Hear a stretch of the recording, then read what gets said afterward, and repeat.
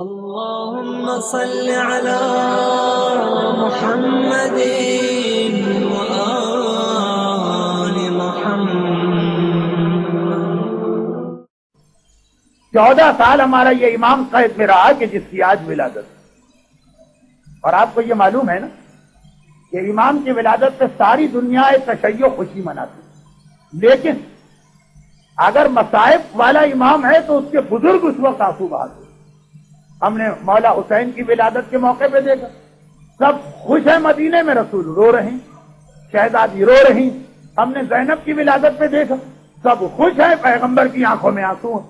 تو شاید ایسا آج بھی ہوا کہ سب خوش ہوں گے، چھٹا امام اپنے بیٹے کی 14 سال کی اسیری کو دیکھ کے رو رہا ہو، اور ہم بھی اس رونے میں شریک ہوتے ہیں، کیونکہ ہمیں اگر اس وقت نہیں پتا تھا تو آج پتا چل گیا کہ 14 سال قید میں گزارے۔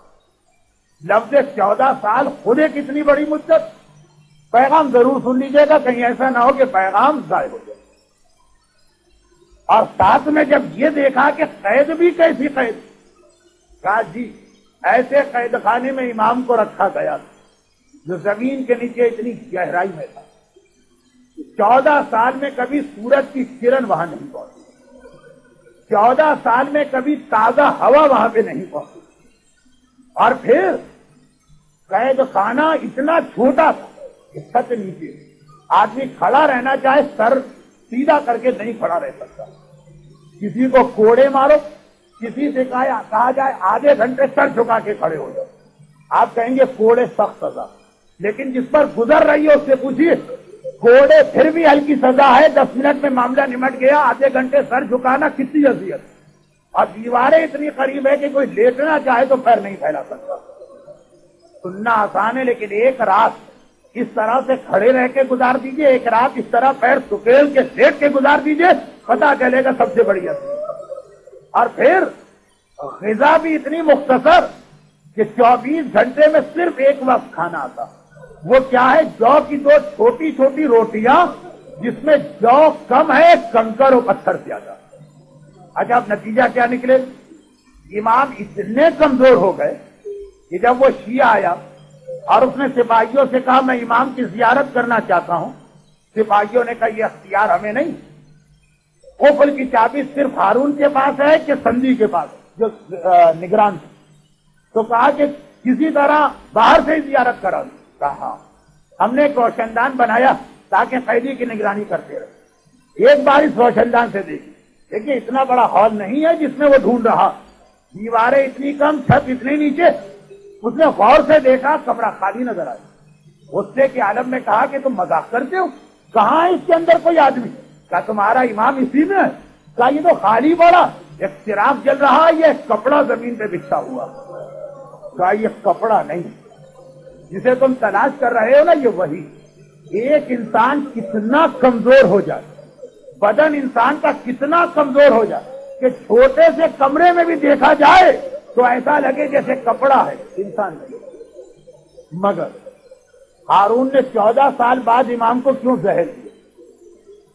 ایک تو یہ ہوتا ہے نا کہ جیسے حکومت سے سزا دیتی ہے 14 سال پھر چھوڑ دی، مدت پوری ہو رہی تھی، مدت تو تھی نہیں۔ ہارون عاجز آ گیا ایک مسئلے کی وجہ، مسئلہ کیا؟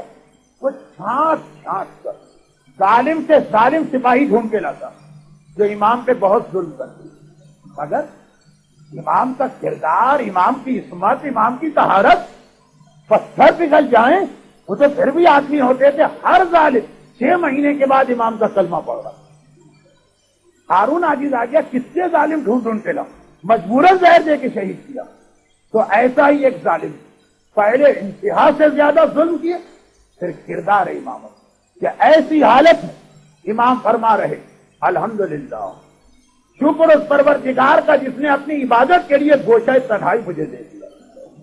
ایئر کنڈیشن کمروں اور کارپیٹڈ فلیٹ میں رہنے والے بھی ہر وقت اللہ سے لڑائی، شکوہ، شکایت، حالات سے ناراضگی ہر وقت، اور وہاں اس قید خانے میں رہ کر یہ نہیں کہا میں صبر کر رہا ہوں، کہا میں شکر کر رہا ہوں، تنہائی میں عبادت کی جگہ مل گئی۔ کیسا ہی ظالم ہو ایک بار قلب و دماغ پلٹ کے رہ گئے، اب وہ کیا کرے، اتنا تو اس کا اختیار نہیں۔ ایک اختیار ہر حاکم سپاہیوں کو دیتا، عام سپاہیوں کو نہیں۔ یہ دیکھو اگر تمہیں اطلاع ملے کہ امام کو قید سے رہا کرانے کے لیے کچھ لوگ آ رہے ہیں، فوری طور پہ امام کو یہاں سے کہیں منتقل کر دیں. حاکم سے رابطے کی ضرورت نہیں ہے، یہ ایمرجنسی ہوتی. اس نے امام کو وہاں سے نکال کے بغداد کے ایک اچھے سے مکان میں پہنچا دیا. اب مکان بند ہے مگر ایک کمرہ، خوب ہوادار کمرہ، صحن، اس میں سورج کی روشنی آ رہی، بہترین بستر. اگلی صبح کو آیا، سلام کر کے کہنے لگا مولا اب تو آپ بڑے خوش و مطمئن ہوں گے، کاش میرے اختیار میں ہوتا تو میں اس سے بھی زیادہ آپ کو راحت دلواتا. امام نے چونک کے اسے دیکھا، یہ کیا کہا تو مجھے راحت دلواتا؟ تو کیا تو نے کوئی راحت دلوائی ہے؟ کہا مولا اس قید خانے سے یہاں لے کے آیا. کہا اچھا ہماری محبت میں یہ کیا. اب الفاظ میرے ہیں، مفہوم امام کا. ہم تو سمجھے تھے کہ وہ مظالم سے دل نہیں بھرا تو اس سے بڑا ظلم یہ کر دیا. مولا بڑا ظلم؟ بہترین مکان، وسیع اور عریض صحن، آرام دہ کمرہ، سورج، تازہ ہوا، بستر، ہر سہولت، آپ بڑا ظلم کہہ رہے ہاں یہاں آ کر مجھے اذیت ہو رہی ہے، وہاں تو میں راحت و آرام سے تھا. گھبرا گیا تھا مولا، وہاں نہ ہوا پہنچے، نہ سورج کی روشنی پہنچے، نہ غذا ڈھنگ کی، نہ کھڑے ہونے کی جگہ، نہ لیٹنے کی جگہ. کا سب کچھ تھا مگر ایک سہولت وہاں ایسی، اور یہاں ہر آرام ہے مگر ایک تکلیف یہاں ایسی کہ اس کی وجہ سے میں اس مکان پر قید خانے کو ترجیح دیتا ہوں. وہ کیا ہے؟ بغداد اس زمانے میں دنیا کا سب سے بڑا شہر ہے. کیا شان ہوگی آج پیرس اور ٹوکیو کی جو بغداد کی پورا ملا. اور مومن نہیں، مسلمان کی ایک عادت، جب پیسہ آتا ہے اس کو ہری ہری سوچتی ہے، پہلے اللہ کو بلاتا ہے، گانا لے کے آتا. بغداد میں گانے بجانے کا بہت رواج ہے. امام نے کہا یہاں چاروں طرف کی جو گانے کی آوازیں میرے کان میں آ رہی، اس قید خانے میں سب کچھ تھا، یہ آواز تو نہیں پہنچتی تھی. اس سے بچنے کے لیے مجھے وہ سب قبول ہے کہ بھائی یہ جو چیزوں کی حقیقت کو جانا. کہا مولا یہ آواز رکوانا تو میرے اختیار میں نہیں. تو کہا کہ پھر مجھے دوبارہ وہاں منتقل کر. ابھی اس میں باتیں بہت نکل سکتی ہے، کل کی منزل مصائب سے پہلے ایک جملہ، اے صاحب ایمان تجھے بھی اپنے امام کو اپنے گھر میں بلانا. چنانچہ کبھی حدیث قصہ پڑھتا ہے کہ مولا آ جائیں، کبھی اٹھتے بیٹھتے یا علی مدد کہتا ہے کہ مولا آ جائیں، کبھی اپنے گھر میں عزاداری منعقد کرتا ہے کہ مولا آ جائیں، کبھی اپنے گھر میں ماحول ایسا بناتا ہے، علم رکھ دیے، تازیہ رکھ دیا، کربلا کی تصویر لگا دی، مولا آ جائے. مگر یہ سارے کام وہ کر رہا ہے کہ مولا آ جائے. اور ایک کام ایسا کر رہا ہے کہ آنے کے بعد دروازے سے کرے گا. پیغمبر کی اس بیوی کے حالات کو یاد رکھیے، رسول آ گئے دروازے تک، جملہ سنا اور چلے گئے. اور وہ یہ کہ تو نے اپنے گھر دوسری جانب ایسا بنا دیا کہ اگر یہ جملہ امام مامون کے بارے میں، ہارون کے بارے میں کہے اور یہی جملہ ہمارے بارے میں بھی پھر اترے تو اس سے بڑی ہمارے لیے قیامت ہو جائے. مولا نے کیا کہا؟ یہ گانے کی آواز سے بچنے کے لیے مجھے ہارون کا قید خانہ پسند ہے. مولا ہمارا گھر کی اور کہے کہ اس گھر کے اندر جو گانے کی آواز، اس سے تو ہارون کا قید خانہ بہتر ہے. اے صاحب ایمان، وہ ایمان کہاں گیا کہ امام مومن کے گھر پہ ظالم کے قید خانے کو ترجیح دینے لگے. یقیناً جان بوجھ کے ہمارے ہاں یہ غلطی نہیں ہوتی، کوئی سمجھ کے لوگ یہ غلطی نہیں کرتے. انہیں یہ نہیں معلوم ہے کہ امام اس سے ناراض ہیں یا تکلیف ہوتی ہے. ناراض میں نہیں کہتا، تکلیف ہوتی ہے، نہیں معلوم. ورنہ کیسے ممکن ہے کہ اس مومن بچے کو پتا چلے، اس مومن بچی کو پتا چلے، اس نوجوان کو پتا چلے، اس خاتون کو پتا چلے کہ میرے گھر میں امام اذیت محسوس کر رہا ہے اور وہ ایسی چیز اپنے گھر میں رہنے دے. لائے لیکن کیسا شیطان نے ہمیں اس عورت کی طرح سے چکر میں ڈالا کہ تڑپ رہے ہیں مولا آ جائیں. جب ہمارے گھر میں امام نہیں آ رہے، اس دنیا میں ہماری الجل کی دعا سے کیا اثر قبول کرے؟ اپنے گھر کو بناؤ ایسا، پھر الجل کہو میں آ رہا ہوں. اس کے لیے تیار نہیں، باقی وضاحت ہوتا ہے. البتہ اے میرے مظلوم امام، آپ بڑی مظلومیت اور مصیبتوں کے 14 سال گزارے، لیکن اے میرے امام، پروردگار اتنا بڑا امتحان لینے کے بعد قید، تہہ خانہ، نہ غذا، آرام، اتنا بڑا امتحان لینے کے بعد ایک آخری امتحان ایسا جس سے آپ کو مستثنا دے۔ ہمیں پتا کہ اگر خدا وہ امتحان لیتا وہ امتحان بھی دے دے، لیکن پروردگار نے کہا یہ امتحان تو اس کائنات میں مجھے فقط حسین کا دے۔ اور آئے ہمارے ساتویں امام، جب آپ دنیا سے گئے تو سب آپ کے وارث آٹھویں امام کو پورا دینے کو، آٹھویں امام سے بھی یہی جملہ کہ آپ نے اپنے بابا پہ سارے مسائل کیے، مگر ایک امتحان خدا نے آپ کا نہ دیا، مگر یہ آپ کے دادا سید الساجدین کا دیا گیا۔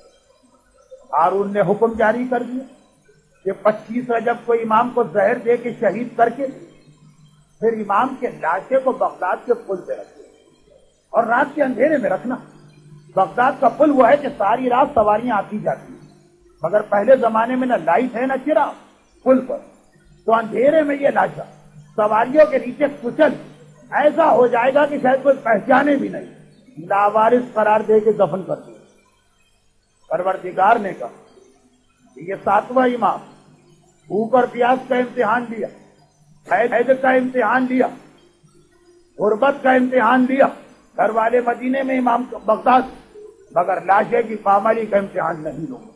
چنانچہ لاشا آدھی رات کو لا کے رکھا گیا اور پتا چلا کہ سواریاں تو چل رہی مگر چلتے چلتے ادھر کی سواری آدھے پل پہ پہنچی رک گئی، ادھر کی سواری آدھے پل پہ پہنچی رک گئی، دونوں طرف کی سواریاں رکی تو پیچھے قطار بنتی چلی گئی۔ اندھیرا، جو لوگ شہر کے اندر آ رہے لمبا سفر طے کر کے آ رہے بہت تھکے ہوئے جھنجھلائے ہوئے، دل چاہتا ہے پر لگے ان کے گھر پہنچے، اور عین موقع پر شہر کی دیوار کے قریب گھوڑا رک گیا، جھنجھلا کے کوڑوں پہ کوڑے برتا رہے، جانور یہ سارے کوڑے کھا رہے مگر ایک قدم آگے نہیں بڑھا رہا، بتا رہا ہے کہ اسے کہتے محبت، بتا رہا اسے کہتے وفا، کوڑے پہ کوڑے کھا رہا، قدم نہیں بڑھا رہا۔ اب تو مالکوں کی کان کھڑے ہوئے، کہا یقیناً کوئی عجیب بات، چنانچہ دونوں طرف سے لوگ اترنے لگے سواریوں سے، آگے بڑھے، عین پل کے درمیان پہنچے تو دیکھا کہ ایک سید کا لاشا پڑا، ایک مظلوم کا لاشا پڑا، ایک قیدی کا لاشا پڑا، جس کے احترام میں گھوڑے بھی قدم آگے نہیں بڑھا رہے۔ چنانچہ اب جو لوگ گریہ ماتم کرتے ہوئے اس لاشے پہ گرے اور اسے اٹھا کے بغداد لے چلے۔ ہارون سوچ رہا تھا لاشا پہچانا نہ جائے گا، لاوارث قرار دے کے دفن کروں گا۔ اتنا احترام اس لاشے کا ہوا کہ سارا بغداد روتا ہوا گھروں سے نکل آیا، اے سید بے گناہ، اے مظلوم وارث رسول، ہم تیرے جنازے کو کندھا دے رہے۔ ساتویں امام، ہر امتحان آپ کا لیا گیا مگر لاشے کو بچا لیا گیا۔ اب ایک مرتبہ چلے میدان کربلا میں، سارا گھرانہ مارا جا چکا ہے، زینب خیمے میں اپنے بچوں کو اور سیدانیوں کو تیار کر رہی، ایک مرتبہ کان میں گھوڑے دوڑنے کی آواز آئی، اماں فضا میرا بھیا تو مارا گیا، اب یہ گھوڑے کیوں دوڑ رہے، ذرا دیکھ کے آنا۔ فضا باہر گئی، عجیب منظر دیکھا، پسرے ساتھ کہہ رہا ہے اے عرب کے رہنے والوں، تمہیں پتا ہے جب ہم کسی سے پورا انتقام لیتے تو اس کا لاشا بھی پامال کرتے، گھوڑے تیار کرو، اس لاشے کو پامال کرنا ہے۔ گھوڑے تیار ہونے لگے، حر کی فوج بگڑ کے آگے بڑھی۔ اے پسرے ساتھ، ہمارے آقا نے غلطی کی اس لیے اب تک ہم خاموش تھے، لاشے کی توہین اپنے آگے برداشت نہیں کر سکتے۔ پسرے ساتھ نے کہا حر سے میرا کیا جھگڑا ہے، لے جاؤ حر کا لاشا۔ حبیب کا قبیلہ آگے بڑھا، اے پسرے ساتھ، ہمارے ساتھی کی غلطی صحیح، لاشے کی توہین برداشت نہیں کر سکتے، کہا لے جاؤ لاشا۔ ایک ایک وارث کا، ایک ایک شہید کا کوئی نہ کوئی وارث آ جاتا، سارے لاشیں اٹھا لیے گئے مگر آخر میں ایک لاشا جلتی ریتی پہ پڑا ہے۔ ارے کوئی نہیں ہے جو آگے آ کر کہے یہ محمد کے نواسے کا لاشا ہے، یہ علی کے بیٹے کا لاشا ہے، یہ فاطمہ کے لقب جگر کا لاشا ہے۔ فضا نے منظر دیکھا، آواز دی شہزادی ذرا باہر آ کے دیکھیے کیا قیامت ٹوٹ رہی ہے۔